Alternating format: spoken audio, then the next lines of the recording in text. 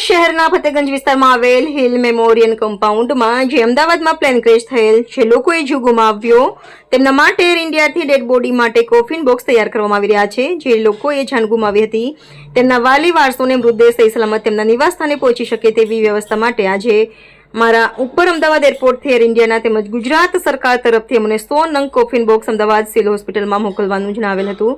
અમો મારા દેશવાસીઓ કામ આવ્યા તેમજ નેવિન રજવાડી તેમજ ફ્રેન્ડ મિત્રોએ ડેડ બોડી માટે જે બોક્સિંગ તૈયાર કરવામાં આવ્યા હતા ખૂબ જ સરસ કામગીરી રાત દિવસ મહેનત કરીને તૈયાર કરવામાં આવ્યા હતા। શું નામ છે બેટા તારું? આજે પેટન્ટ બોક્સ બનાવવામાં આવ્યા તૈયાર કરવામાં આવ્યા હતા, તું બી આજે આખી રાત મહેનત કરી છે, શું કહીશ?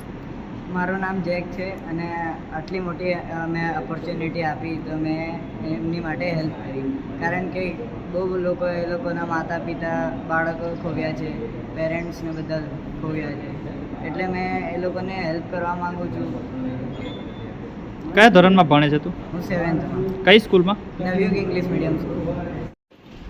ગઈકાલે મારા પરથી એર ઇન્ડિયા અમદાવાદથી ફોન આવ્યો, ત્યાં કોઈ કોફિન મેકર છે પણ એ લોકોથી પહોંચી વળાય એવું નહોતું, એટલે મને કે નેલીભાઈ તમારો નંબર મળ્યો છે તો અમારે હાલમાં હમણાં આજના દિવસમાં અમારે સાંજ સુધીનો 50 કોફિન એ બીજા 50 પણ બનાવવાના છે, કારણ કે બોડી આખી એ બંધ થઈ ગયું હોય આ તે ડાયરેક્ટ કફનમાં લઈ જવાય એવું નથી, એટલે લોકોને બાય રોડ લઈ જવાનું હોય કે આ તે, એટલે એ કોફિનની અંદર સગવડ રહે એવી હવે દેશ પર આટલી મોટી આફત આવી છે કે તો અમને પણ દિલમાં એ થાય કે અમે પણ નાની ટીમ છે 7-8 જણની, પણ અમે પહોંચી વળીશું। મેં બોબીભાઈને રાતે ફોન કર્યો, બોબીભાઈ કે નેલીભાઈ ચિંતા ના કરો, આપણે 1 આવશે 2 આવશે, આપણે કામ કરીએ। કાલના અમે 9 વાગ્યાના રાતના કન્ટિન્યુઅસ કામ છે ચાલુ છે ને